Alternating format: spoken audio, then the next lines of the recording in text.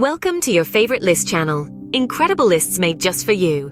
In a world filled with towering giraffes and massive whales, it's easy to overlook the tiny creatures that share this planet with us. Today we plunge into the minuscule world of the 8 smallest animals. First up we have the Paedocypris, a frog that calls Papua New Guinea its home. This frog is so small that it can comfortably sit on a dime. Next on our list is the speckled padloper tortoise from South Africa. This little guy is the smallest of all tortoises, measuring a mere 3 inches long when fully grown. Now, meet the kiddies hog-nosed bat, also known as the bumblebee bat. This tiny mammal, native to Thailand and Burma, weighs less than a penny and is the smallest bat species in the world. Fourth on our list is the Brookesia micra chameleon, a reptile that hails from Madagascar.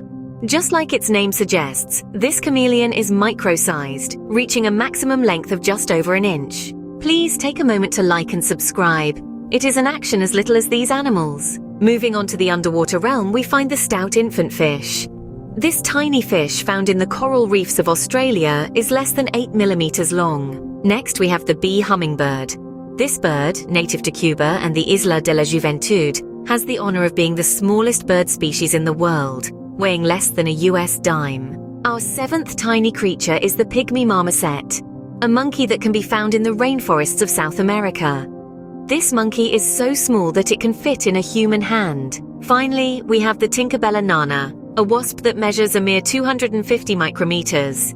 This insect, discovered in Costa Rica, is so small that it was named after Tinkerbell, the fairy from Peter Pan. There you have it, the 8 smallest animals in the world. Each of these creatures, though small in size, plays a significant role in our vast and diverse ecosystem. Now, have you ever spotted any of these tiny wonders in your travels, or even in your backyard? Share your experiences in the comments below.